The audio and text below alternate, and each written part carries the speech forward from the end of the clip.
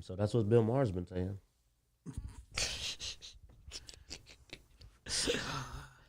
We got to get him to go to the Patreon. They got to wonder what I was talking about before that. Oh, man. Oh. I am so... These weekends haven't been long enough lately, man. I feel like I think we need to go to 4-day work weeks. Yeah, who are you talking to, man? You know how my weekends are? I know what you mean. I mean, yeah, honestly, if it wasn't for the occasionally getting remote, I mean, you get to remote work way more often than I do. I only get to remote work twice a month. And like if I got to remote work as frequently as you did, life would be a lot nicer. I will say that I do enjoy that. It is nice to be able to do a hybrid schedule. Yeah, I get to do that twice a month, whereas you get to do that every week. Yeah, twice a week. Twice a week. Yeah. Yeah. Shut up, you bastard. So I but I could do it all the time. It's just I couldn't do it all the time. I'd go stir crazy. I wouldn't be productive enough. Even I'll admit, look, man, I'm man enough to admit that like the most I would do it is once a week. Oh, I also I like to have my personal work area, like something separated from my home, that really just says this is my work area, It's a mental thing. Yeah. I have because I know me, I was trained by my mom. You know my mom. You met my mom. She drilled into me almost, and that also being a military brat, I got drilled into me a mindset, the work mindset, that when I go into a workspace, I enter a work mentality, and I cannot hit that at home. So once a week, it's okay because I'm not non-productive at home, but I will not pretend I'm at full productivity. Yeah. I would never, I love my job so much, my current job. I'm actually very satisfied with it. I would never do that to them and have more than one day a week that I'm not at 100%. I wouldn't do that. I would not even be willing to. I'd tell them, nah, man, I got to come in 4 days a week minimum because otherwise I'm not earning my paycheck. I'm not even saying I'm that low, but like, a whole week. Oh, no. I hated COVID, man, after about 2 or 3 months. I same hated thing, it. man. My mind wanders too much when I'm just sitting at the house. Yeah, but I'm in a work environment, man. It's like just I got drilled in so hard. I'm in the work mindset the whole time I'm there. It's the office environment. Because, we grew up with the concept of professionalism. You know what I'm saying? Yeah. But, nah. Well, speaking of professionalism, what's this about Game Workshop?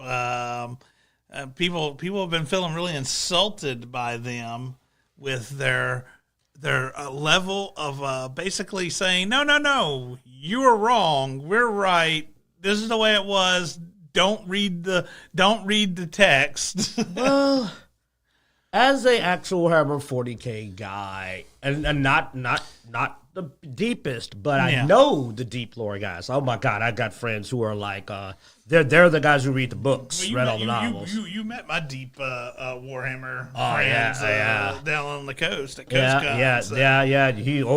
Man, we had some great conversations. Hey, I was able to hang with him, wasn't I? Yeah, I was lost. I'm not a rookie. Don't get me wrong. I just don't want to put myself forward as the pro, but like.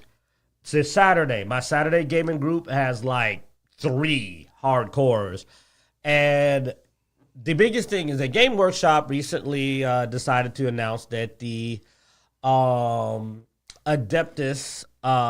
cadre faction has they added the concept that there being female members of the Adeptus, the custodians, which is whatever, honestly. And what's funny is some people were even like, But when they were questioned about why they were doing it, what actually caused a conflict is that the cop-out of that there has always featured. Now, look, man, if you're going to do something because you want to do the DEI, get the BlackRock paycheck or whatever, have the courage to just say you're doing it.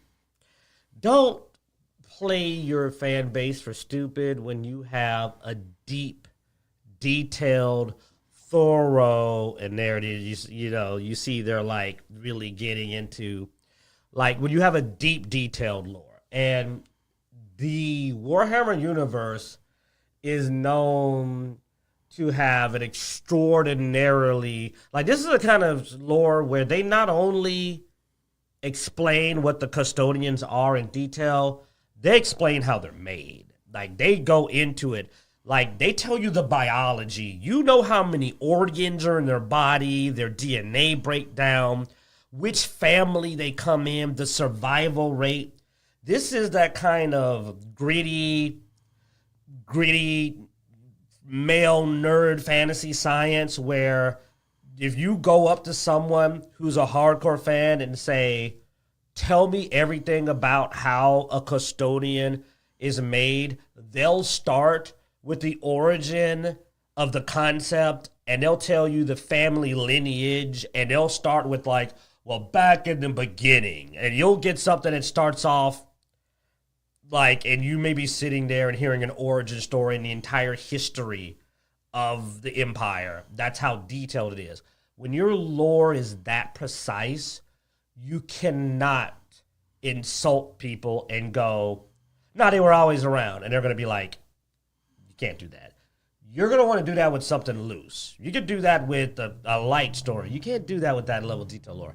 So that's what triggered people, is that you looked at a bunch of people who are incredibly well versed in your material and said something stupid as hell and called them idiots, and they're going like, no, that's not true, because I can sit here and tell you exactly everything there is about this because I own this book.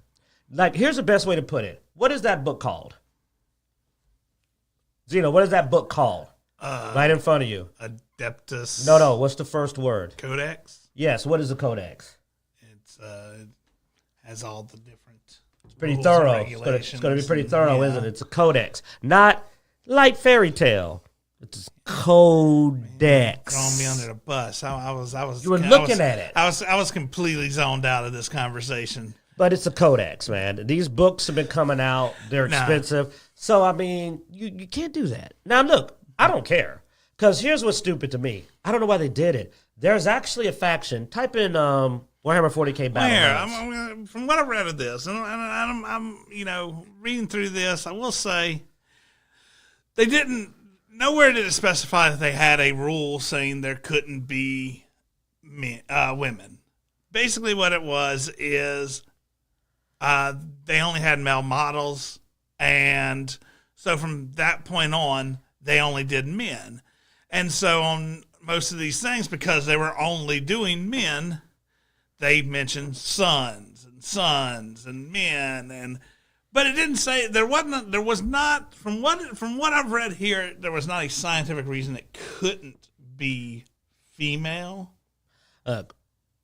According to all the people that have read the novels and the deeper lore. Yeah, now, well, and that was the other thing. They said there was some non-rule related stuff that mentioned there could only be sons. Some lore stuff that was indirect to the rules. Well, here's the thing that I was trying to get into, though. Real quick, type in Warhammer. Well, here's the thing, though. Type in, just real quick, Warhammer 40K Battle Nuns.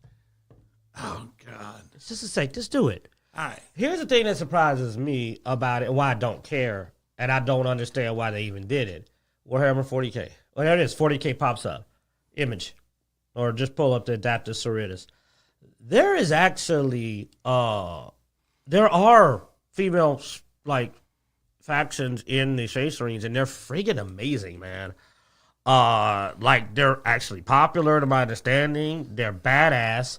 They literally pull off amazing feats because they summon like friggin' angels.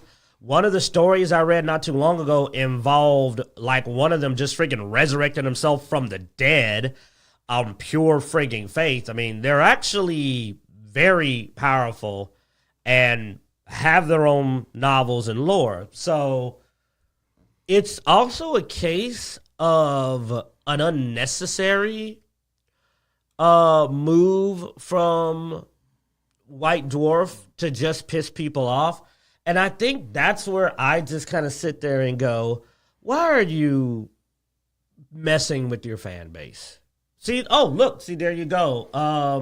One of our chat people was saying the Battle Sisters that are actually popular. It's like, you don't have to do this. Stop listening, because here's the funniest thing. Amongst most of the people that were found supporting this change, you want to know what the most common comments?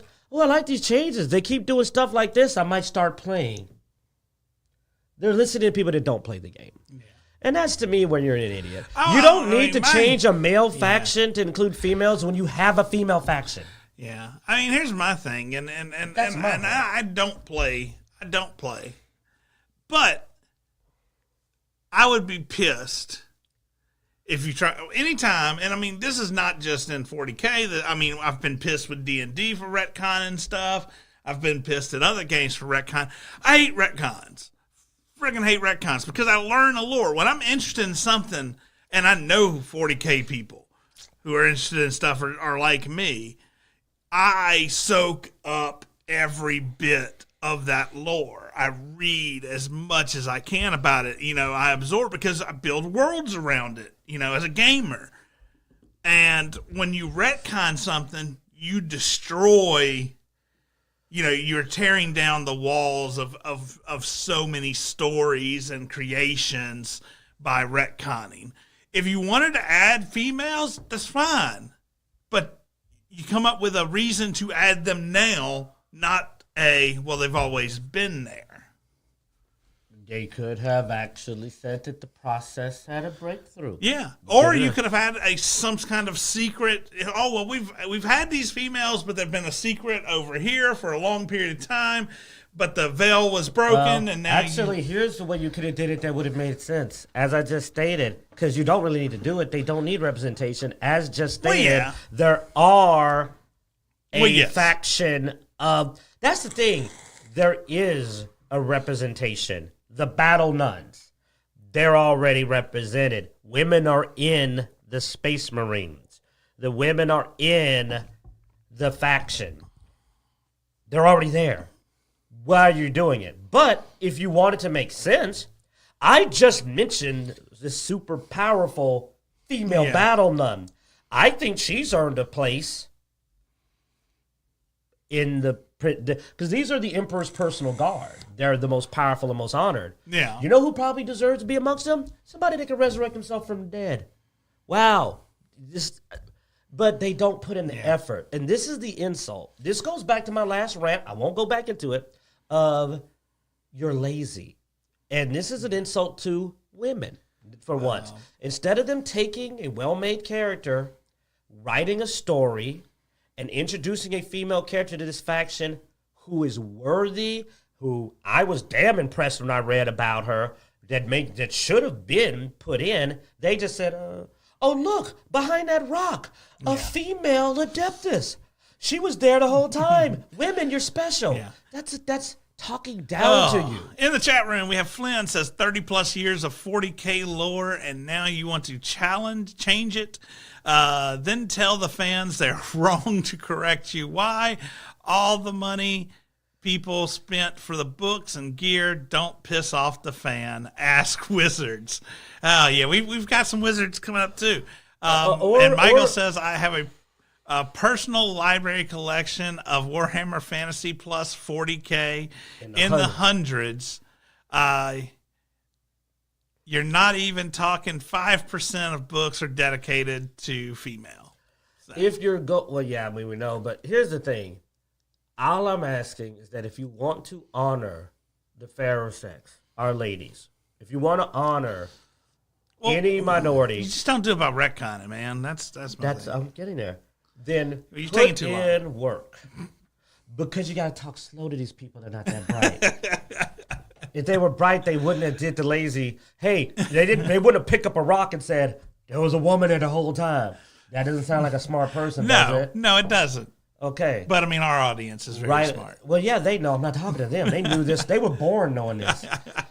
Write a story with a valid character that you already had. Please don't just come up with some weird Mary Sue. Use one you had and have her be honored and brought in. You have these characters. There are many battle nuns who have shown themselves to be amazing warriors and devoted to the emperor. They could easily be lifted up into the order. Then you are showing respect to your female players. And your male players will respect them because when they go, well, who the hell is she? And they, guess what? Shocking, go to research it and actually read the character's story, get impressed like I did with her, and start to like the character. Because guess what? Not every man's a male chauvinist. We actually like good stories, and the character's badass. Now you got a male character that's a fan of the female character. You won. You accomplished your goal, a man respecting a woman, which was your point. It's like, it's not hard. Stop being lazy. You can achieve your goals. It's not a bad goal to want to include women in it. But to do that, you've got to respect the women first. You have to respect the women so that your fans will respect the woman. If you don't respect them yourself, no one else will. And no one's going to respect a woman that you found behind a door and said, look, there's a woman the whole time. Respect her. And they're going to be like, who the hell is she?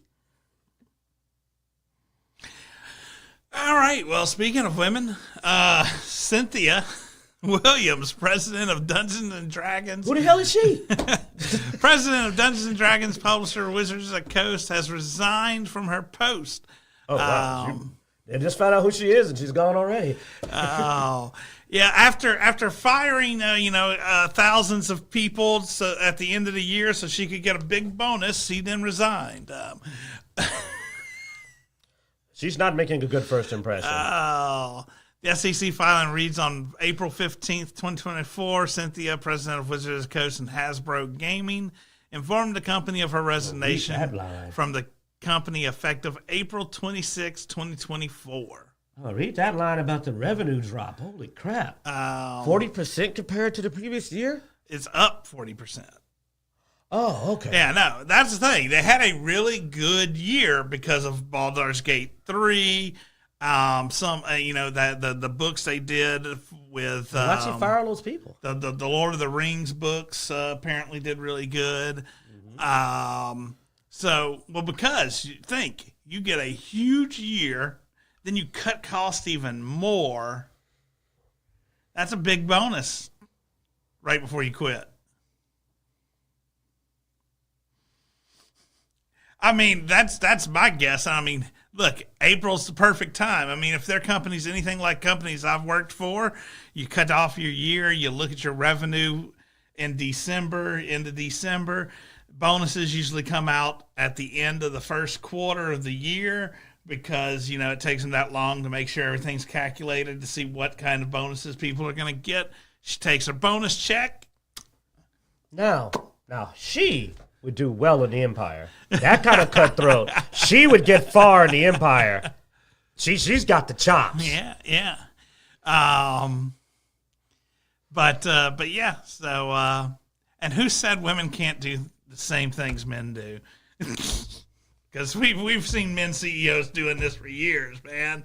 Oh, come on. I mean, I've never said they can't be as bad as us.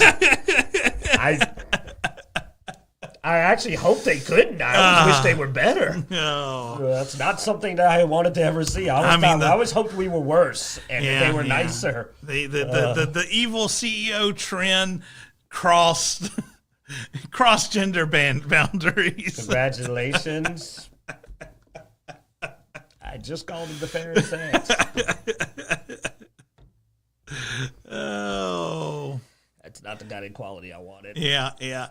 So anyway, new, that job's up for grabs. Maybe we'll get somebody in there better. I mean, what do we got left to put in? Well, they are looking both internally and externally for candidates to fill the position. So. Yeah, she made a lot of changes and then fired a bunch of people and left. Wow. Williams' 2-year tender was marked by repeated controversies among the fantasy RPG faithful. Yeah, most recently, she ordered a round of layoffs in December that wiped out 1,100 jobs. as a cost-saving move. Additionally, Hasbro sold film and TV department E1 to Lionsgate.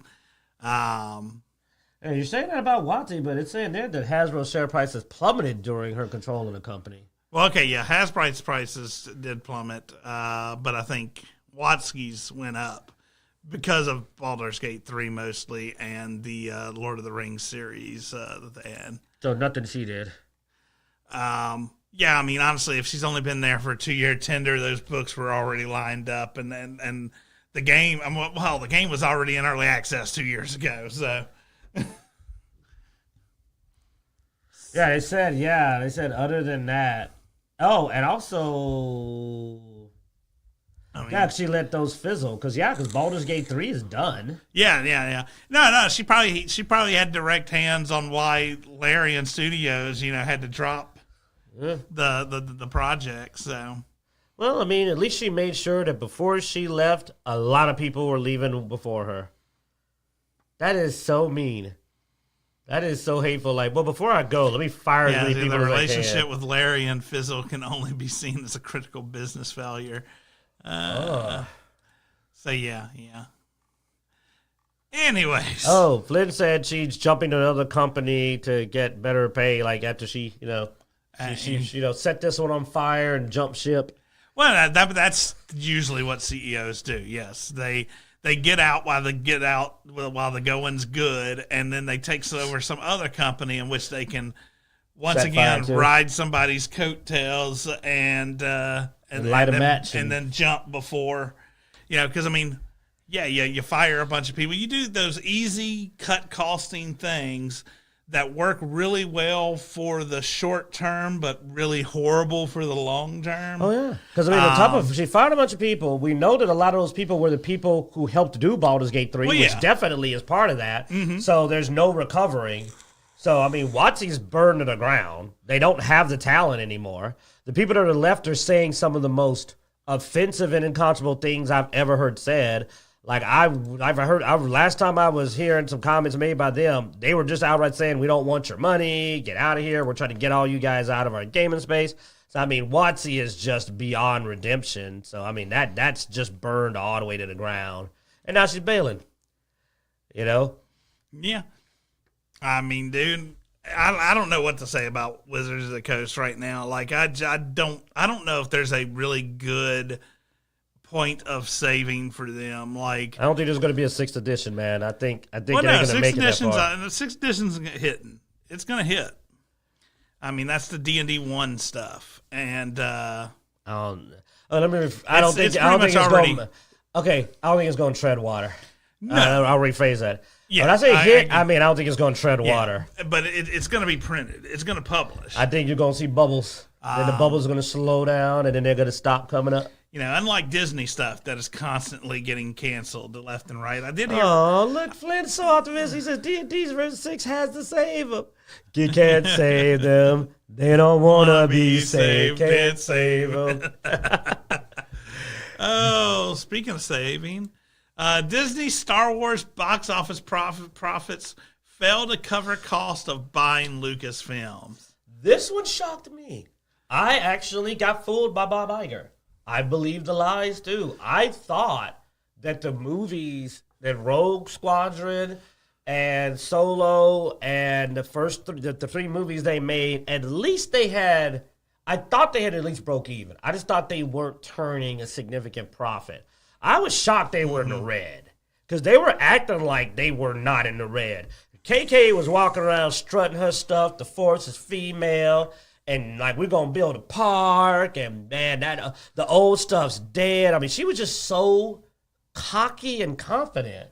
And then we kept thinking they were going to cancel movies. They're like, nah, man, we doing another movie. And we doing this new Star Wars movie. We're going to do another one and another one. I was just like, man, they have to be making money because they just keep making more movies. And they're like, we're going to do a script, and we're going to let them do another movie. I said, they've got to be making money. There is no way they made money. They just didn't make enough money to cover the $4 billion. You know what I mean by making money. I thought they had to at least broken even because you can't still be spending and you're losing. You're saying making money. I don't think they're even making. I think they're going further into the red At this point, I think they're not getting anywhere. I think they tread in water and spinning in circles.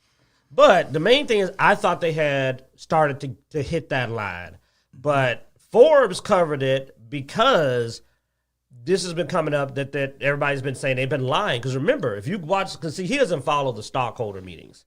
I have. Me and Bloodaxe. Bloodaxe is out today, family. But we both, when we were looking at it, we're going like, man, they've been at the stockholder meetings saying that Star Wars is panning out and that they're doing well. And they were saying it in a way as to imply to the investors that Star Wars is breaking even and that they're doing well, implying that they were on the uptick and starting to make money. And that the streaming service was what they were still trying to turn a profit. Because even you were looking at something else. You were looking at Marvel. Yeah. You didn't think it was Star Wars. You were looking at Marvel. None of us thought that Star Wars was still in the red. Well, I didn't think I wouldn't have thought Star Wars was well, I did either. not, because of the way they were talking. Like I said, I was fooled. I admitted it. They had me fooled.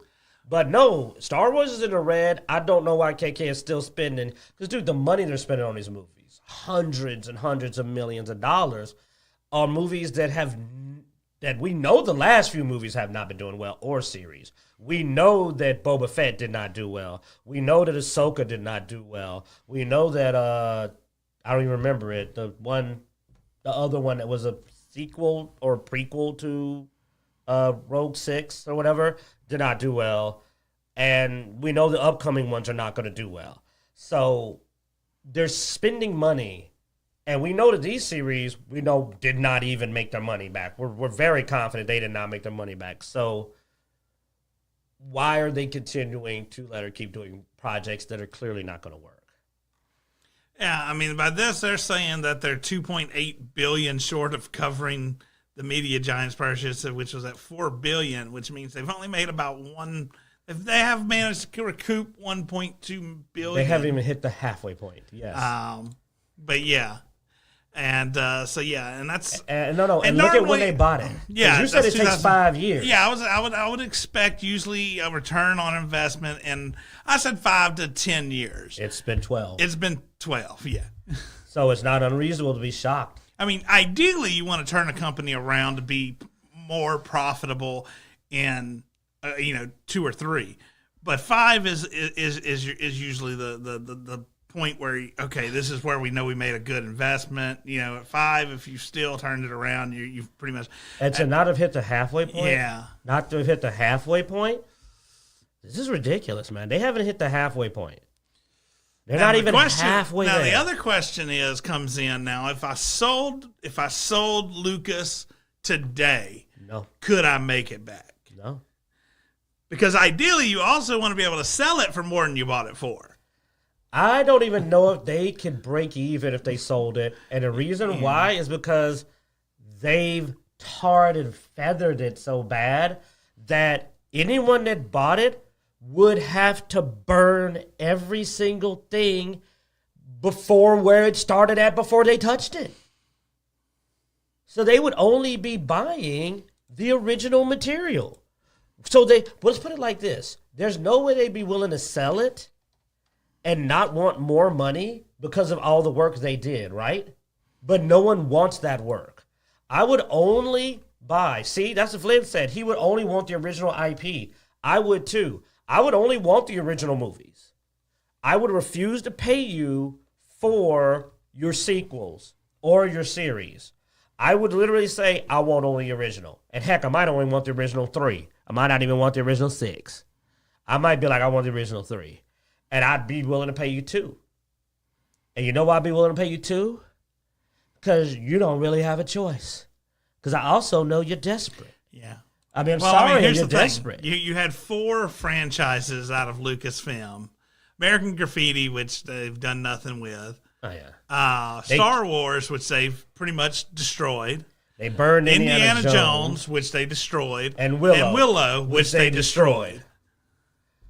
So, and honestly, even if you wanted to ignore what they did, Harrison Ford is retired. The Willow series does not need to be picked back up. you only want Star Wars, and you really want the 3 original movies, and maybe the expanded universe. But with Disney being in the hole, you got him over a barrel. I'm with Flynn. I'd give him 2. I'll give you 2, maybe 3 if I'm in a good mood. Well, I mean, dude. So Flynn says in the chat room, dude, just make movies on series based on the comics, perhaps. Vader comic series is worth every penny. That's the thing with a lot of this stuff, on Marvel stuff as well. Like, there's so many good stories in the comics with Marvel. There's so many good stories in the comics with Star Wars. I don't know why they don't utilize the IPs they have, and they keep making bad stories. Like, it was worth 4 before Disney got a hold of it, but it's lost value. Yeah. And as long as KK's over Lucas Studios with Disney, you can pay them what you want. Until her contract ends, they're screwed. I mean, so, as long as she's there, you can say, man, what are you going to do? You got KK. You can either wait until her contract ends or you take what I give you. Because she's losing, because she's spending money. She's spending We also money. had a ton of great content in Star Wars books, but they pissed off all the authors.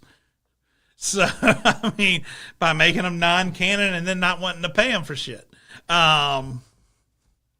So yeah, no, I mean they come back. Well, I don't know, dude. I think people, the authors like that. I mean, we've talked to some of them. If someone knew about it, I think if somebody come back to Disney, yeah, that's what I'm saying. If somebody new got it, I think they loved the franchise enough. But they won't come back to Disney. But no, I don't think they'd come back to Disney at all. I mean, heck, we talked to them. They're not going to come back to Disney. As long as KK's contract is in place, you'll take what I pay you.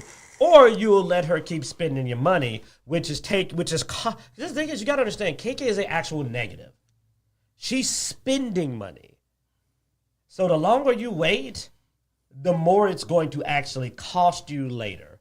By the time her contract is up, you may lose another $1 billion the way she's spending, because nothing she's making is going to make money. So you might need to sell it to me now, because when you sell it to me, I don't have to keep her. I get to fire her immediately.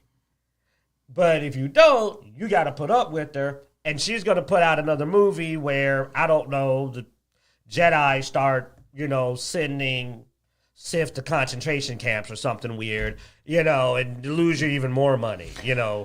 Flynn in the chat room believes they'll come back for money and a chance to save the IP. They can, as long as Kathleen Kennedy's there, though. She's got to go first. It's impossible. Well, that's why his second part of the statement, though, if they are allowed to actually work on good stories. Remember that she was rumored. Sorry, grain of salt. Statements to not get sued. I cannot independently confirm it. Is that how they say it? Have said that at this point, there's so many rumors. Yeah, rumors that she had to say that she would rather burn it to the ground. She would actually rather destroy Star Wars. So you literally have to have her out of Lucas Studios. It cannot be saved as long as KK works at Lucasfilms. So until her contract expires, it is actually impossible. So that's why they have 2 options. Wait her out and let her blow all the money she can. And you know what's bad? When it gets close to her contract, she is going to do exactly what Cynthia did. She is going to really try to screw them over at the end. We just saw it. Woman scorned, baby. She is going to go scorched earth when she knows they're not going to renew it. Yeah, we'll see. I mean, that's the thing. Bet. If she realizes they're not going to... Yeah, if she realizes they're not going to renew the contract. I'm just saying we'll see, because there's... If she realizes... Well, let me put a condition and we'll move on. If she realizes they're not going to renew her contract, she is going scorched earth all over that studio. It is going to be spend every penny she can get her hands on, destroy every IP, and fire every man in that dang studio. Well, speaking of IPs and buyouts and all that good stuff, what do you feel about this one? Apparently, Paramount stock soars as Wall Street sees possible... Let me pause that video down there so it doesn't... sees possible Sony Apollo buyout as positive for all stakeholders. Paramount stock jumped as much as 15% on Friday following media reports that private equity firm Apollo Global Management is in discussions to acquire the media company through a joint buyout bid with Sony Pictures. I'm not familiar with Apollo Global Management, but the fact that it's with Sony does sort of go, because I definitely have not enjoyed what they've done with our anime streaming services, and Paramount, where there's not a lot of stuff that I'm really interested in Paramount. There are a few things that Paramount has done that have been interesting. I mean, they do own the I'm not a fan of, but several people I know have enjoyed the Halo series coming out of there. Paramount did Halo? Yeah. Then they can have them. Go to Sony then. You deserve it. I mean, Paramount does Deserve what you get. the Picard. Picard? Oh, you deserve it. Go burn. You deserve it. You and Sony, y'all go together like poison and feces. Oh, but they also did the great South Park Disney episode. I mean, yeah, nobody knows how South Park's pulling that off, man. I knew about South Park, and I don't know how But here's the thing, though. Here's the thing. If they start tripping, South Park can go anywhere. Anybody will pick up South Park. yeah. South Park can bail on them any day. Yeah, look at my boy Flynn. Halo is messed up, and Picard was just downright insulting before the last season. I mean, I've heard the recent Star Wars stuff has been pretty good. I mean, Star Trek stuff has been pretty good. At the end, but the fact that they even did what they did season 1 and 2 of Picard was just an atrocity. Poor Patrick Stewart clearly went senile, and they just bullied that old man and got him to sign on to anything. You don't take advantage of it was elderly abuse. I saw elderly abuse in those first 2 seasons. Clearly, so he was off his meds, and they took advantage of him.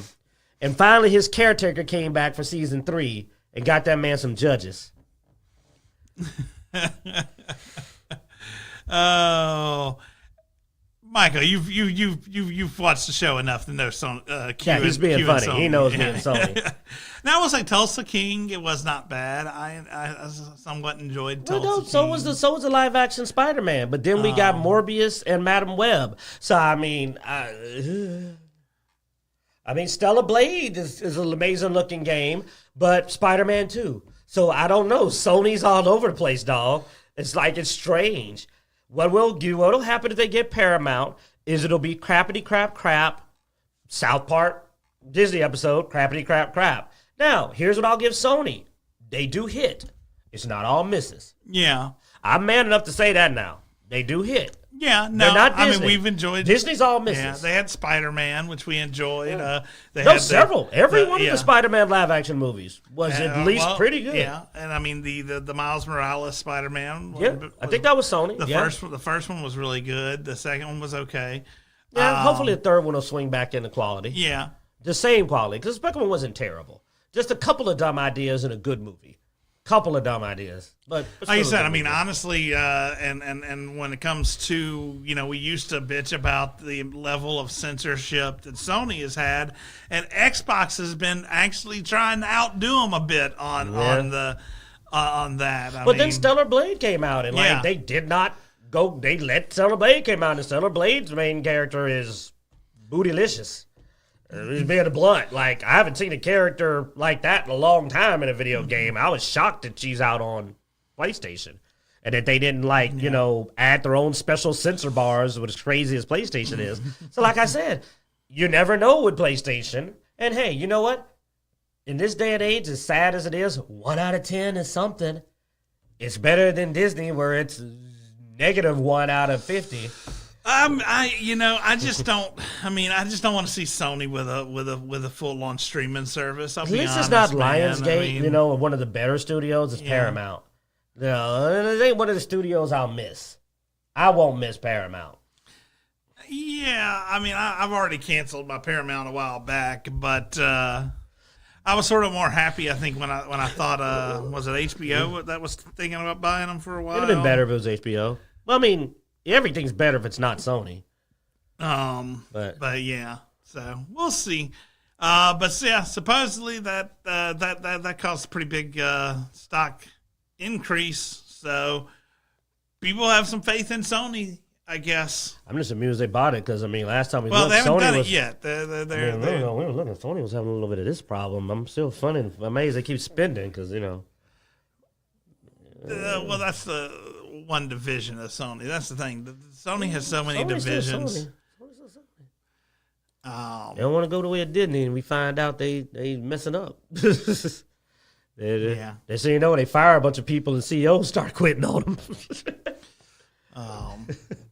God of War. God of War is such a good game. I hate that. I'm going to buy it real cheap on PC. I'm waiting for it to get a little lower. Yeah. My hatred of Sony requires that I have to get it at less than 50%. I hate them that much.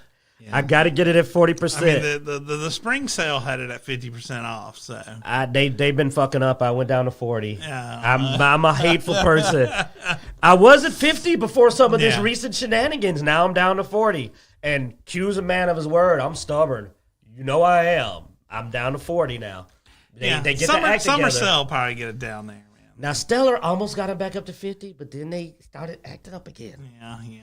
Why don't y'all do one more good thing? I'll get you back up to 50, Sony. If you get your act together, I might get you back up to 50% on Steam. I'm not buying a PlayStation, though. You can put the cure for dang COVID in there. I'll just be coughing. But, they're at 40%. I'll buy it on Steam at 40%. If they act right, I might get back up to 50.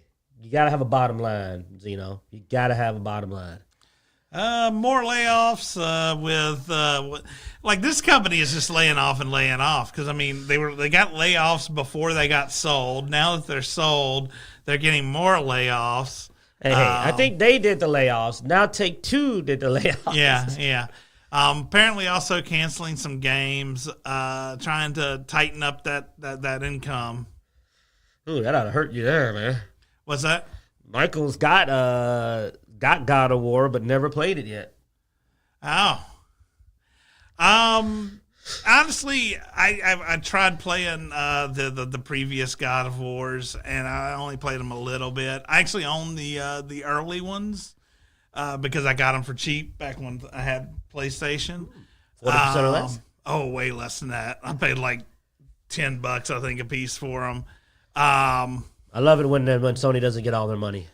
But because I bought them like right before the big one came out, and then the big one came out, the one right before Ragnarok, I think, is the current one. Technically, God of War 4. Yeah, God of War, and it's a completely different play style than the other ones. Dad of War, as it's called. Yeah, honestly, I think that's the best starting place for God of War.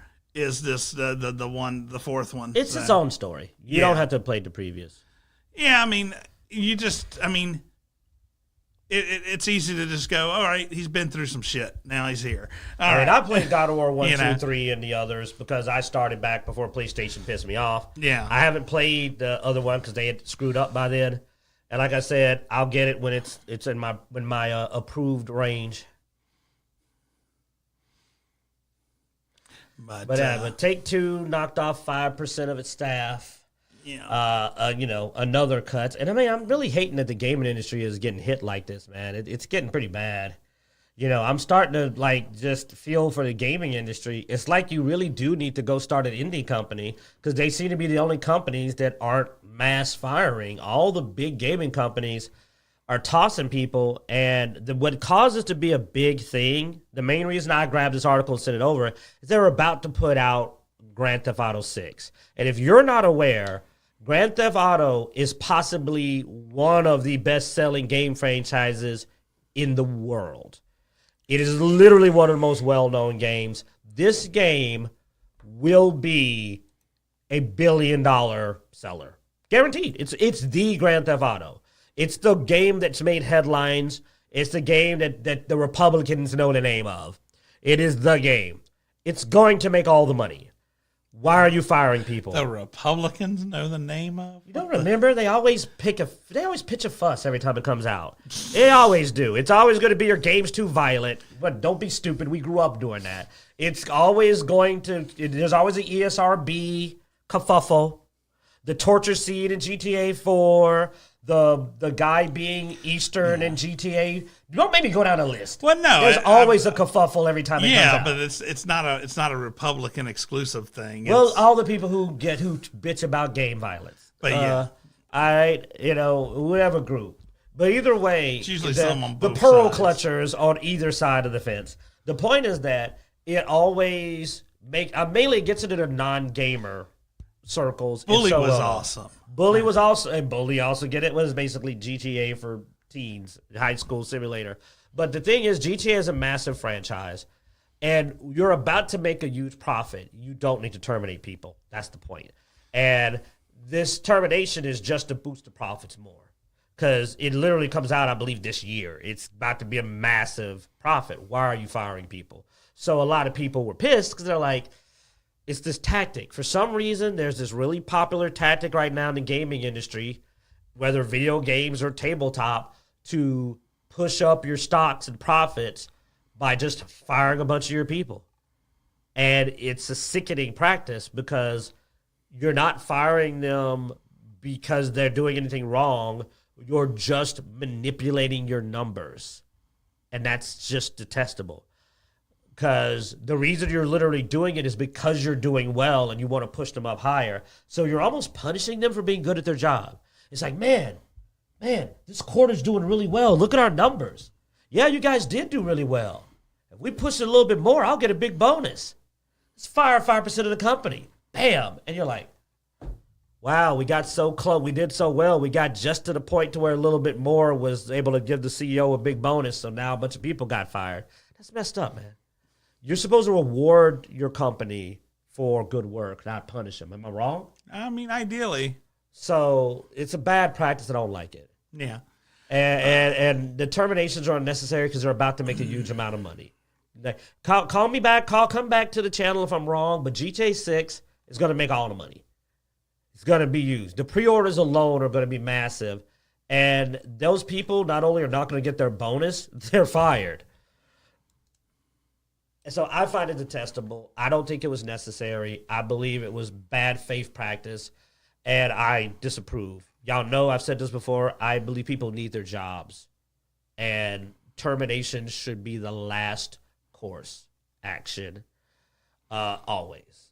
So I just wanted to put that little public service announcement out there. And honestly, if you are in the gaming industry, and you're going to back me up on this because you said this too.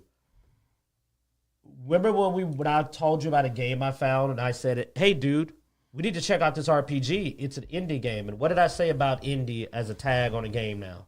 Oh, yeah, no, it's almost a plus now. I mean, you used to go, oh, it's an indie game. Well, I might pick it up. We'll see how it turns out. But now it's like, it's an indie game. I'll support them, and they're usually pretty damn fun. Yeah, no, we literally have had such a great experience with indie games now that I've realized that seeing the tag indie on an RPG or a game is an actual plus.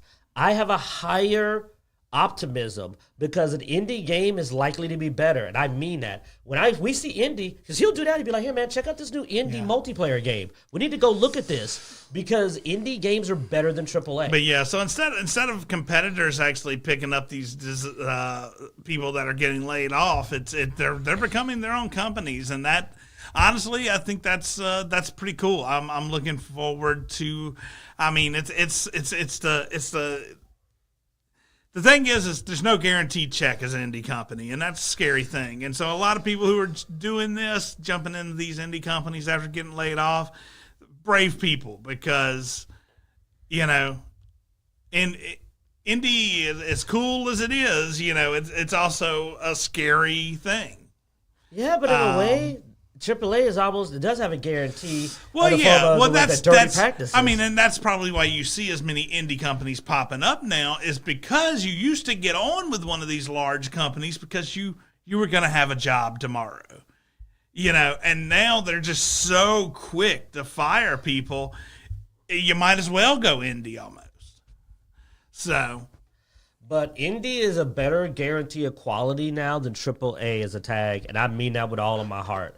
Because indie tends to do passion projects. I mean, the people who get involved with an indie project, they're usually really into what they're doing.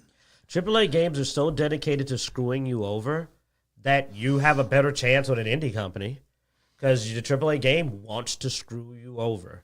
And if you well, dang it, that ain't the next segue because I was going to go talk about the crew. We'll get it that one there then. I didn't even pull that one up, actually.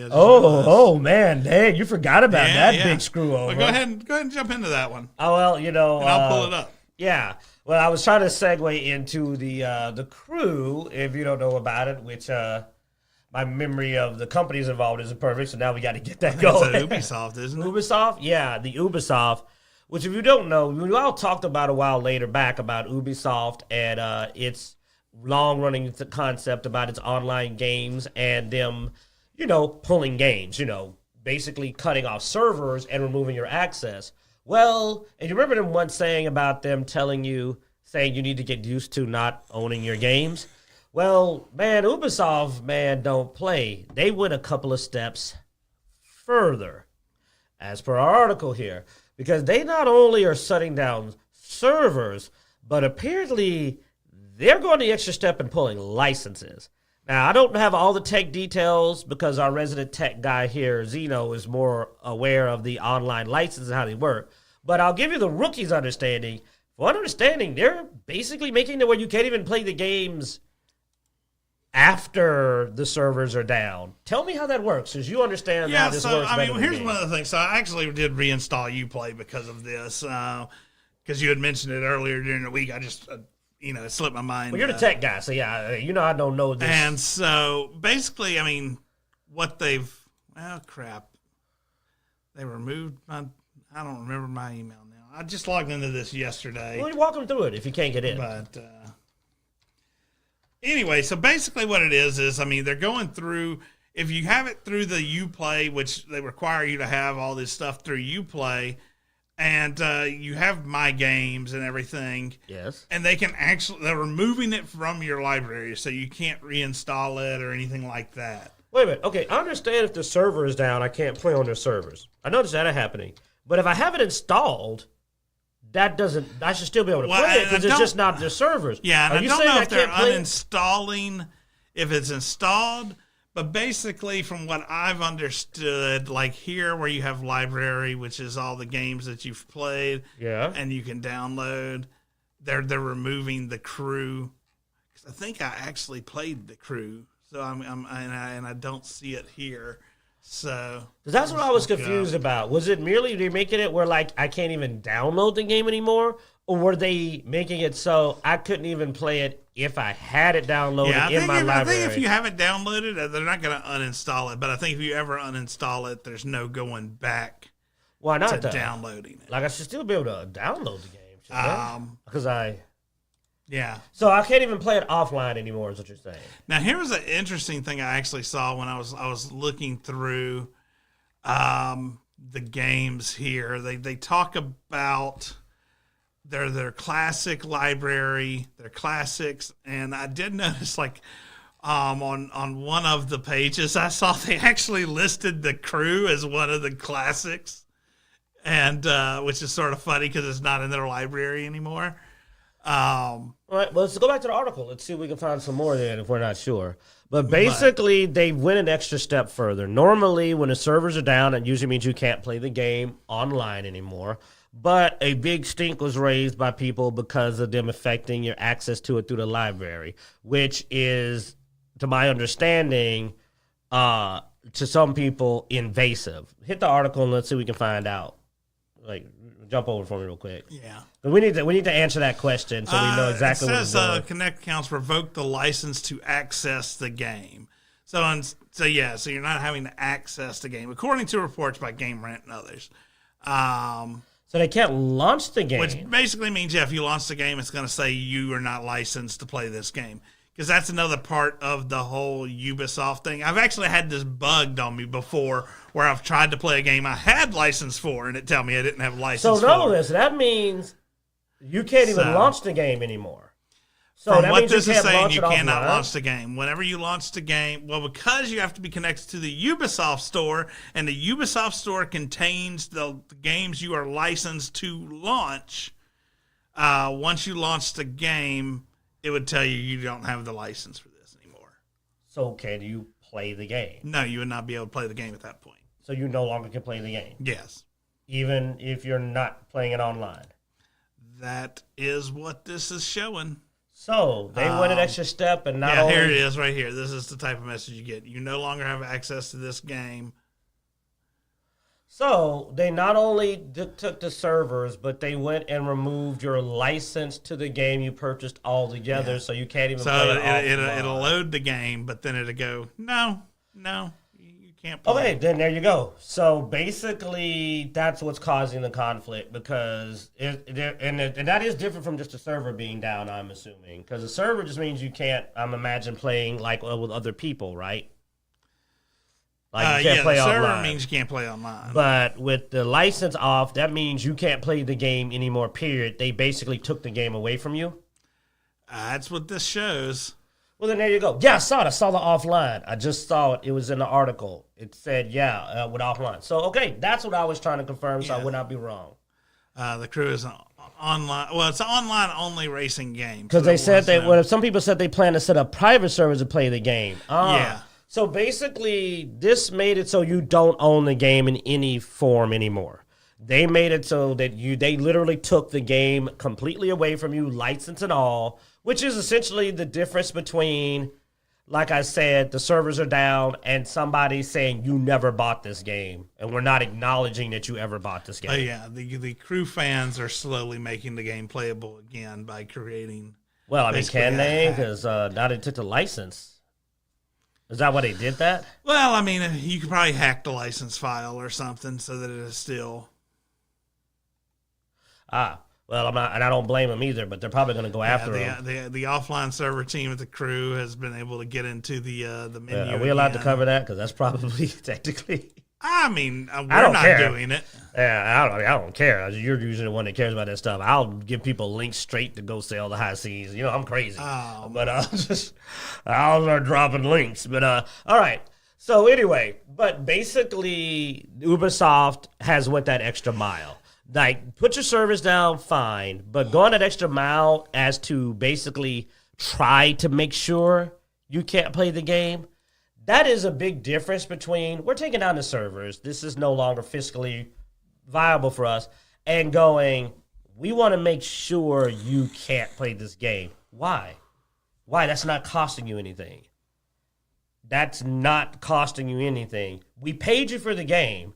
You said you don't want to pay to access servers. I mean, dude, this has been a big thing for a while, though. I mean, we keep hearing about it. It's the same issue though with Steam, with Windows, with EA, all these cloud gaming services. If you read the disclaimer, you don't own the game. But does any other company go this extra step? I have not heard of this. I have not heard of any company going past simply closing the servers.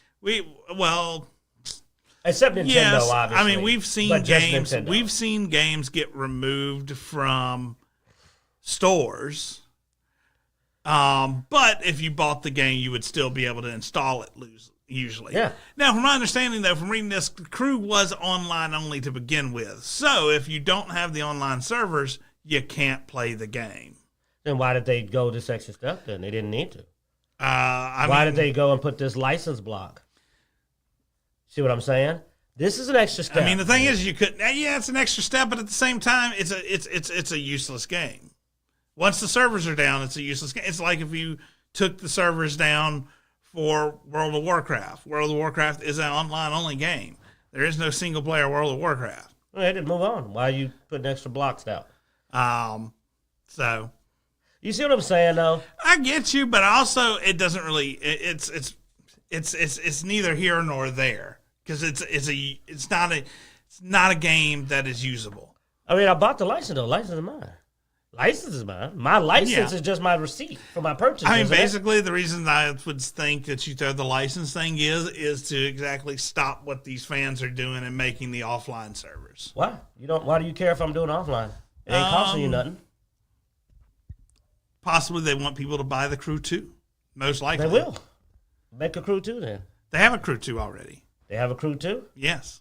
Where? Pull a Crew 2. You can buy the Crew 2. They have the Crew 2? Yeah. I mean, we just saw it.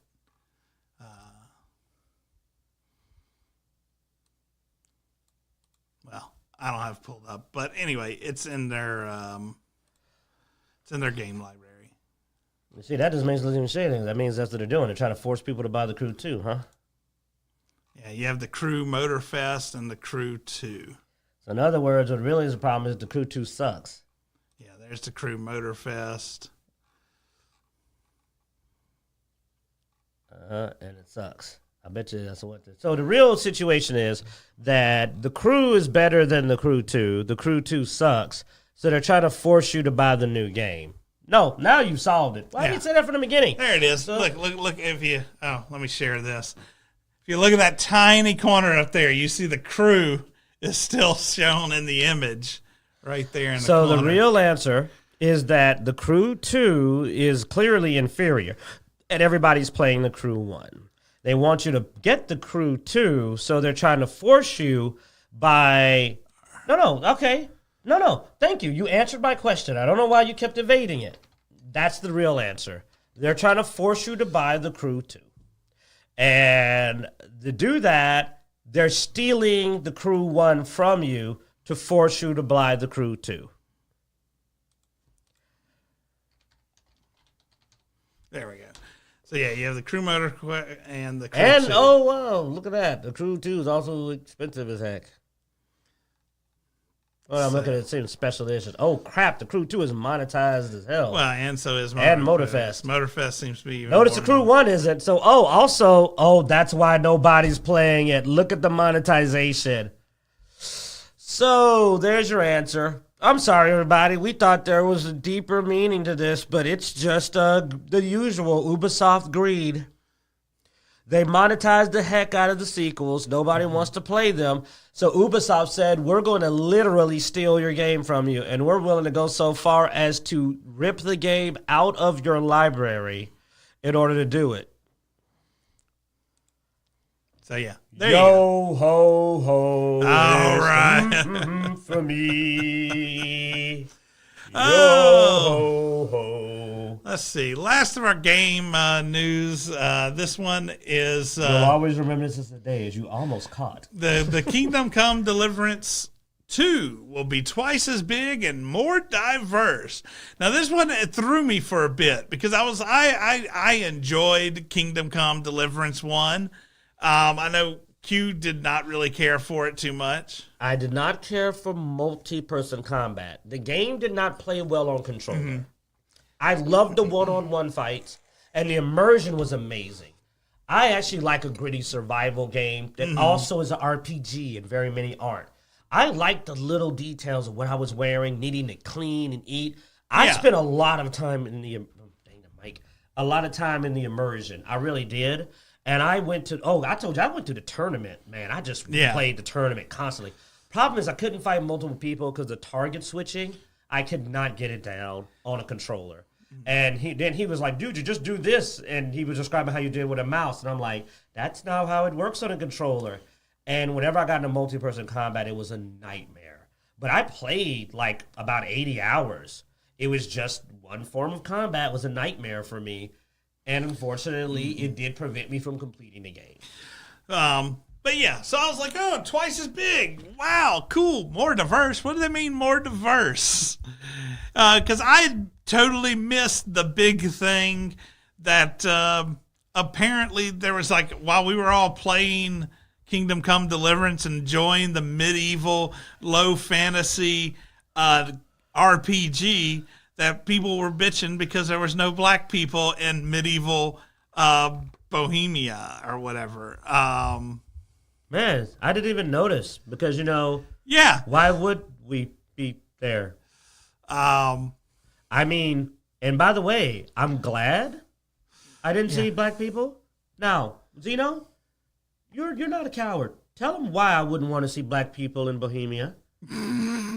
Yes. I was scared if I would see because I don't think I'd want to see what was happening to them. How about that true life history?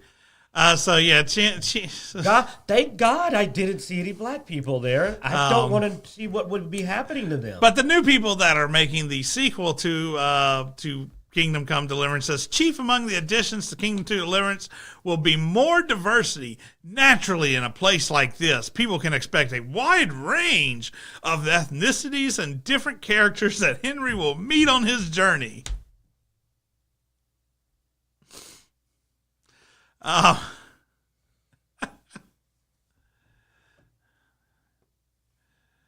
But I don't know the history of Bohemia. I'll be honest. I just thought it was amusing that. Let's see. All right, you know what? Screw it. I'm going all in. All right, I want to be able to have a gold tooth and a fade. Let's see. What is medieval Bohemia? I'm gonna play a thug. I don't know. Let's screw the immersion. I want to play Tupac in Kingdom Come Deliverance. I mean, my boy Flynn, you in there, man? You know what I'm talking about, right? I wouldn't want to be black in medieval Bohemia. You know what I'm saying? Yeah, like, I wouldn't want to be in Bohemia in medieval times, man. That ain't a place to be for us. You know? Yeah. So, I don't know, man. Anyway, there will be more diversity. Whether or not that matches history or not, I don't know. I mean, even if the Moors are there, I don't think they got along with them. Like I said, I don't think it would be a positive experience. Back then, many racial diverse groups did not get along. Yeah. They were at war constantly. So you'd probably be a prisoner of war, which is what I'm referencing. The xenophobic hostility of the medieval times was graphic and excessive. Yeah. This was the original creators that when asked about why there was no black people, and he would said, "Would you please explain to me what's racist about telling the truth? There was no black people in medieval Bohemia." Like I said, I'm not a historian, so I don't know. I cannot confirm or deny. No, it's not saying that they weren't there. It's that they were that xenophobia. Yeah. If they were there, everyone would treat them horribly, and they would treat them horribly because back then, when you saw somebody look different from you, you thought something was wrong with them. But I mean, there has been. And this is a delicate situation. But I've seen a lot of revisionist history lately where... I mean, they wouldn't get along. So, I mean, we'll see. When I went to Germany when I was 10, you would not believe some of the interesting things that the Germans believed about black people. And they weren't even being rude. They just had crazy ideas about why my skin was brown. No, this is real. And I was amused at some of the theories the little German kids asked me. And that was in real world when we have education and stuff. They were just like, so is it this or this? Is that why? And I'm just like, that is what y'all think? This has happened to me. So I'm not being silly. I'm being realistic. And this isn't a modern society.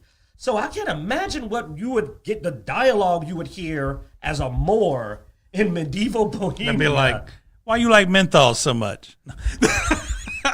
I'd be more concerned if people would just keep going like, we'll draw bath for you. You should take another bath. You're still dirty. No, there are some very interesting things. I am looking forward into this game if it doesn't get the Sweet Baby ink treatment.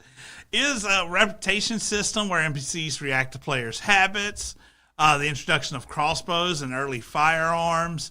Now, and maybe that's why we'll see more diversity, as this is a little further forward in time, being we're getting crossbows and firearms, blacksmithing minigame, go down.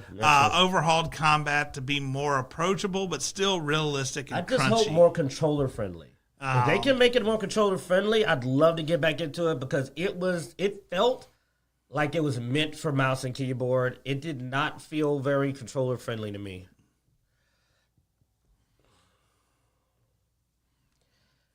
I mean, I couldn't play a darker skin race. If they give me if they give me a sneak bonus, sure, I'll move around at night, and I'll just make sure not to smile and get all the stealth bonus, Flynn. You're not allowed to laugh at that. Only me and Flynn can tell these jokes. So, Fuck you, I'm going to laugh at it. By the way, Flynn's also black, in case y'all don't know, so you can't cancel either one of us. But man. I mean, I'd love to play a Moor if I could. It would be interesting. I love the Moors as a people, historical. But you know what? Here's the thing. If I play a Moor, I want people to react to me appropriately. I do. I mean, I am about historical. I expect to face racism. I expect to face some ostracization and have to have more trouble fitting in because I don't like being pandered to, and I'll still play it. I liked in that I got some reactions to the Red Guard in some of the Skyrim and Elder Scrolls games, and somebody like, oh, it's a Red Guard. What are you doing here? Yeah, I like that. You know why? Because it makes me feel immersed. So if you're going to do that, then have the balls to follow through. And see, this is why I don't like these people that complain, because they say, oh, I want you to be more diverse. Well, no, that was actually one of the cool things about the Elder Scrolls games. Depending on which one you were in, they almost always, like if you were an elf or you were a orc or whatever, you got different reactions. People actually looked at you and going, oh, didn't expect to see you. And heck, man, in Oblivion, your starting affinity changed. Like, there were some groups that were hostile. Like, you had to start from a lower, you might walk in a shop and they didn't want to sell to you at first until you built up a better reputation. Well, and that's a level of realism that as much as, yes, prejudices and racism is a shame, it also does lend to immersive. It's sort of like how they took out basically all the racial stuff in D&D. Used to, those were things you looked at. You're like, man, I'm creating a character now. If I'm playing this character, I'm gonna not be liked in this area. When I meet these types of characters, I meet elves. Elves aren't gonna like me as a dwarf. It was interesting when you played Dragon Age Origins. It took a while to get to the Dwarven Kingdom when you played the dwarf. You had to deal with some stuff. But man, when you got to the Dwarven Kingdom, it was on. You got to your people. Yeah. You know what I'm saying? You rolling with the dwarves. They're like, well, hey, that's man, the thing. It gives a nice variety of environments. You get to be high when you're high, low when you're low. Oh my God! And if you played a wood elf, you had a long time before you got back to the woods. Yeah, with the prejudices against magic, being a mage, dude. Yeah, people are people having. You never got back to your people if you were a mage. People having different opinions about things makes things interesting. If you're blind to everything about me, that's boring. Well, it goes back to the famous line from The Incredibles: "If everyone is special, no one's special."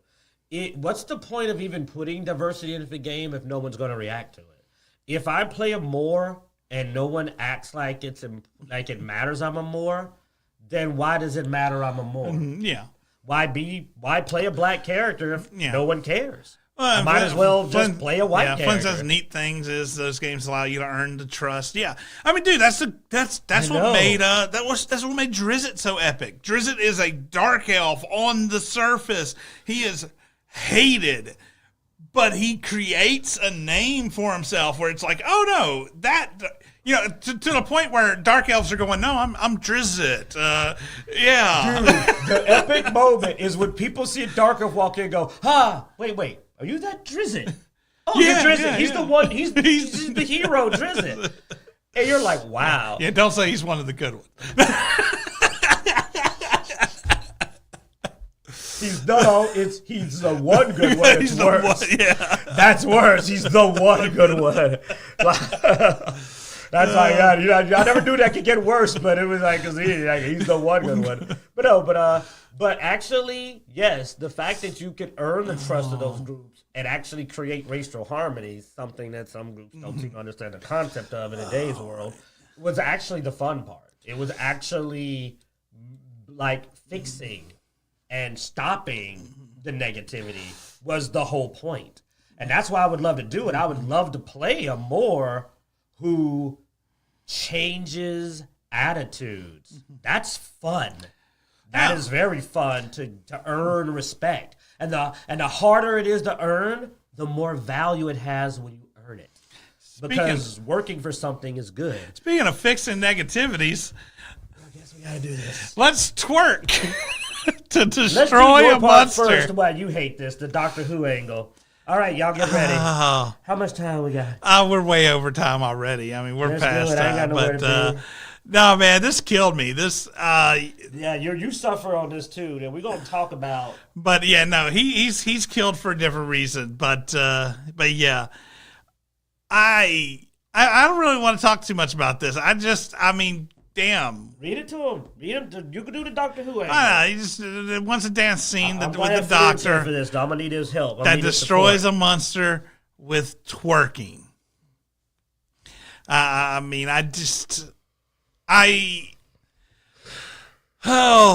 this. You know, I didn't watch a lot of the last Doctor, and then the Doctor before that lost me with the Sonic Shades coming playing a guitar, riding a tank, you know, which was dumb. And I mean, it just seems like they start doing dumber and dumber things and destroying this series to the point. Because I'll be honest, I watched the specials.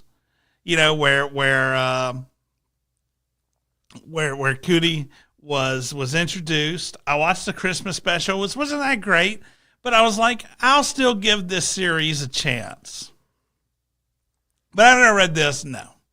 You know, if this is the mentality, because I did this to him, I sent this to him. But then I ended up hurting myself the more I thought about it, and we'll get to that in a sec. Yeah. It spun back around and slapped me in the face. Well, and it partially comes to this as well. And thank you, because we got to. That's how I actually realized we need to cover this to come back around to that. So you know, quick rushing through some of this stuff, but we did watch Fallout this past week. By the way, I think it is definitely worth watching. There are definitely some interesting characters worth following, and there's also some characters that a character that falls into the category that pisses off Q. It's a good show, long but good, and oddly very New Vegas. Very New Vegas. Lots of references, and season 2 seems like it's going hard New Vegas. That's all I'll say, but it was good. And it was so good that the thing that pissed me off could not ruin it, in spite of it pissing me off. But go ahead and say anything you got about it before because it's going to be distracted. Like, what did you think of the series as a reference to the game? Well, and Flynn just actually hits your topic on the head. What this shows is what writers thinks of some groups of people. Well, my boy, he's got my back. I mean, you know. But what was the question you asked me? I'm sorry. What did you think of this show on overall as a reference to the games and as because I mean that's the reason we also given it a thumbs up is because it's a video game show, which means it started in a category that is normally horrible. I will say the game. I mean the show was a bit drug out. Mostly because you're following 3 characters and then you're also still having flashbacks to where those characters came from on top of also following 3 different stories. Yeah. So it almost makes 6 stories because you're following the characters themselves and you're following the characters past or present, past places. Because you're still following the vault even after... she's left. So you're following pre-war. Yeah. Then you're following current character. The Vault. So 5. Yeah. 5 and a little bit of the Brotherhood. A little bit of the Brotherhood. So you have 6 different stories almost going on throughout the series. 5 of those stories are actually pretty interesting. 1 not so much. So 5 out of 6 ain't bad. So yeah. No, I mean, out of 5 stars, I'd definitely give this show 4. I'll give it 4 out of 5. So, one whole star is literally just 1 character. That he sucks a star out by himself. So basically, what it is I think the Ghoul was definitely the best character, and then the Vault Dweller second, Lucy, yeah, and then I'll leave it at that. Because the other MC is not 3rd, 4th, or 5th. But he loses to the dog. He loses to the dog. He loses to random characters in the show. Yeah. He loses to Vault Boy, the sign. So anyway, we're referencing Maximus, and this is why this also rolls back around to Doctor Who and several other things, is because of this. We're going to move it to you, Q, because this is your final rant before we close out the show. First of all, he is exactly what you see. Maximus is unintelligent to the point that we actually ended the show believing that he may be mentally handicapped. And no, we're not being funny. We're being serious. He is possibly on the spectrum or has some type of disorder because he is actually played as if he might be mentally handicapped. I don't think intentionally. That's the sad part. Mm-hmm.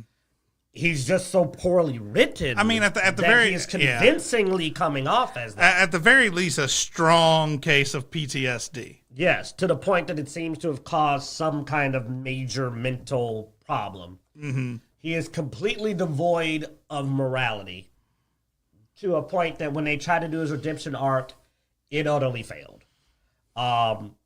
He is a monster at 90% of the time. Just at every possible turn. I would not trust him with anything at all. He's incompetent and fails. Didn't he fail at everything? Yeah. I'm trying to think. Oh, wait. No, he got shot then, too, and almost died. Yeah, no. Yeah, even then he lived off his luck score. Yeah, he had a luck. He has a dumb luck trait, which remember, it's better the lower your intelligence is. He is that guy. 10 luck and like 1 or 2 intelligence. Which is not necessarily a bad thing to have the character with the dumb luck skill, but it also rolls down to a thing that we've seen in Hollywood over and over again. Because of the character they chose. Yes. But also he unfortunately does it with being a very rotten person. And making the wrong moral choice at almost every turn and just being disgusting in his personality. And the problem is that he is the black main character. And there's one point where he is, for no reason, the whole scene about the pimple popping, we won't go into detail. It's just humiliating. Tell me that wasn't even funny. It was just humiliating. It is so horrifically humiliating a joke that it just emasculated this character to the point of him sounding like a handicapped infant. Well, let me put it this way. He had a traumatic event at 10 years old, and it seems like he is still that 10-year-old. Except that I made the comment that he must have been a really stupid 10-year-old even. Because for a young black 10-year-old, he was dumb as a 10-year-old. This is how bad this scene was. And then the follow-up scene when he brings up again, he is just really humiliated. And then as I was thinking about the Nakuti Gatwa, I realized I'm trying to mess with Xeno, and I hurt my own feelings. Yeah, we're about to go. Because I realized, no, you jumped too far ahead. Go back. Yeah, we're going to go to this. And I realized that I want you to see what we see. Don't click them yet when we do representation. And Flynn, you're going to be my second pair of eyes here. I'm going to have a talk with you people, with Sweet Baby Inc. and the rest of you. I want you to, for once, stop patting yourself on the back and try to understand what I see. You did fall out, and you decided you wanted to represent me, right? I like the Brotherhood of Steel. I understand they're flawed, and they are, but they're also an interesting faction to me. The idea of a Brotherhood of Steel character, and it being a black character, was nice to me. You represented me. This is what I got, okay? I like Lucius Fox. You decided to represent me in the Batwoman show. I want you to look at that. This is what you represented me with. Okay? This is what you thought would represent a black man in your show. This is what you consider to represent me. Now, then you Saints Row, you decide to put a character in for me. And this is what I got. This is what I see. This is what my son sees. This is what you think a black man is. This is what you represented me with. And then I grew up watching Doctor Who. I watched the refined Doctor, these characters who were very competent and immortal, ancient, intelligent Time Lord. And we're getting our first black doctor. You wanted to represent me, and this is what I got. So I want you to stop and tell me something. You tell me that he's racist. You tell me that all the people that did the show and the games before you that they're the racist. But I grew up with Denzel Washington. I grew up with Wesley Snipes. I grew up seeing strong, courageous, competent black men when I was represented. I look and I see Idris Elba in movies when they cast him, the people you criticize. And when you represent me, I see mentally handicapped, I see weak and cowardly and crying and blubbering and emasculated black men every time you decide to represent me. I see the first doctor in a dress spinning with the first episode where he's not running around in a white man's hand-me-down underwear. His first episode on his own, and that's the first scene you show me. I'm going to be nice. I'm not going to tell you. I'm asking you. Tell me what I was supposed to see. And I'm not ranting. No, because I'm confused. Because I don't feel represented. I feel insulted. I don't understand what you're doing.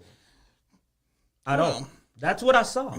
This is what you're representing when you do this. And the thing that links these together is all of these had producers and people behind them that said they were representing and pushed the narrative of, look at our diversity, look at our, and every time that you hear that, now when it just happens naturally, which it should, we get some really good characters. But from all these different groups that I was shocked Fallout was good because I saw several of the people responsible for Fallout talk and basically, say a lot of the anti-fan stuff. Now, luckily, I think Todd Howard and got in there. Plus, the character Lucy, she actually played the games, and they related her similar to the Witcher guy, Henry Cavill, and wanting to keep it true to the games. The guy that played the Ghoul, he took the other approach. He didn't want to play the games because he said, well, we've got people there that know the games. I know what's interesting and entertaining. I want to see it from that aspect as somebody who hasn't played the games. So you actually had some good cast in there, and I think that's what probably saved Fallout. But let's read Flynn because I asked him. Flynn says, some shit characters created for Jersey but don't really represent or portray a group well at all. So that's another guy. He's in my age group, family man, and a brother. But it's all coming from these groups that are trying to, that claim to be pushing diversity, that you see these characters that are really a mockery of the people they claim to be. And I'm going to point another thing out. Now, I don't know if that's in every case, but here's what's particularly bad that I do know. That the current producer of Doctor Who, I'm sorry I'm going to say it, he's a white man. And I do know that the producer of Batwoman at that time was a white woman. So, the worst part is that they're not even, the people that are trying to do this they're not even talking to us. And then the Sweet Baby Inc. consultant is a black woman. She's not a black man. I mean, maybe you might want to talk to a regular guy if you're going to represent us. That's all I'm saying. And the reason why, I'm not saying that, not for everything, and the reason why is because I'm not even angry because I can't be, because this is so incompetent, it cannot be hostile. This is a level of incompetence that just shows that there's a very misguided effort being done. You ever see something so bad that you're just going, no, you just don't know what you're doing. Well, I think that's one of the issues that we have currently, though, is because I remember back in the day when seeing a lot of Westerns created and a lot of, shows with military shows with ranches and stuff like that. They would actually hire ranchers and they would hire people from SWAT or people from military to represent. But if you look at these diversity, what are they going to? They're going to these ethnic diversity historians and people who aren't really on the ground level. They're going to other Hollywood, individuals. They're not going and picking up somebody who lived in as a normal everyday person. And that was something they used to do, and you used to hear about them doing quite a bit, especially, like I said, when it comes to the cop related stuff, the Western related stuff. You used to see those that got picked up, and it's like, hey, we're going to bring you in as an advisor, as somebody who is on the level of this character. I'm going to take only a few minutes. I'm going to keep watch me. Don't let me go more than 5 minutes. I'm serious. Stop me. Okay.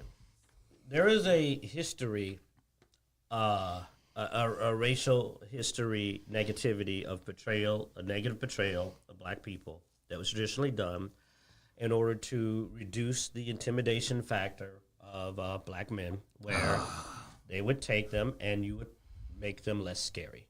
It's a practice. And what you would do is you would present them in a less scary light. And what you would do is you would remove their intimidation. So you would try to make them appear less scary. You would make them look scared and servile. And thus, these usually was to make them appear less intelligent and cowardly. Pull the pictures up again. No, just quickly. And now I'm not saying you're doing this. I'm making you aware because I think it's an accident. It's got to be. No one could do this intentionally. That is a scared, unintelligent, unintimidating character. Next. Hit Luke. That is not an unintelligent, but that's not the picture. That is a scared, unintimidating black male character. That is a unintimidating black male character. That is a comical, meant to be laughed at, unintimidating male black character. Almost to the level of the minstrel. Almost the level. He's literally the first solo appearance of the Black Doctor. He's dancing for your amusement. You may not be aware of that. So all I'm telling you is that your diversity people you're hiring, your sensitivity readers, they don't know what they're doing, because there's no way anyone who actually took a real course on black history and knows anything about black history and anything about minstreling or negative portrayals or blackface or any of that would have not immediately recognized that for what it was. Because I saw that, and when I saw that picture, I said he was sidekicking his first solo appearance for the white woman. She turns around. He's dancing for her amusement. How did they not immediately catch that? That is like, that should have hit all the alarm bells. Am I wrong, though? Is that not appearance, solo appearance in his episode? Like I've heard this, I didn't see it at first because I'm not in, And I'm gonna do another one. This is a negative gay stereotype. Every gay man is not in a club prancing around. No, I'm going to defend. I have gay friends. I have a lot of freaking gay friends. And I'll tell you, I've never seen them in a dress and they don't act like this. This is a negative gay stereotype. This is not respectful to them. The first gay doctor couldn't have been standing there respectfully, maybe acting like the doctor. No, because he's the gay doctor, he's got to be. That's rude, and that's insulting to the gay community. How are you going to have this be the first appearance of the gay doctor as well? This is rude to black. This is rude to gay. This is inappropriate, and this is something I would have expected from a skit from a insulting show. I don't know. From a representation. From my understanding, I don't know if they've actually said he's gay or not. Well, the actor is. Well, no, the last time I heard, the actor still has not said that he's gay or not. Okay, he tends to play a lot of the role, but if he's not, I mean, his last major role was as a gay man. And if there's not, it still feels like he's mocking that mannerism because we all know the joke. We've seen it on Family Guy of the gay guys in t-shirts or no shirt. They're muscular and they're dancing together in a club. You know it's a meme. Oh, no, you know it's a trope, and they thought to do this trope for this character when they first saw him. Don't try to clean it up. It's rude. Oh, no, I just wanted to verify that we have not had any kind of... They could have treated him with better dignity for both communities. But it's not respectful. No other doctor has ever been introduced like that the first time. No doctor. Well, that is the most disrespectful introduction to a doctor I've ever seen. Now that I'm thoroughly depressed, let's wrap this up. Thanks for watching, guys. Be sure to check out Dicejunkies.com where you can find links everywhere online, Twitter, Twitch, Instagram, Facebook, all that good stuff. Be sure to like, subscribe, hit that notification bell, and as every week, hope you enjoy.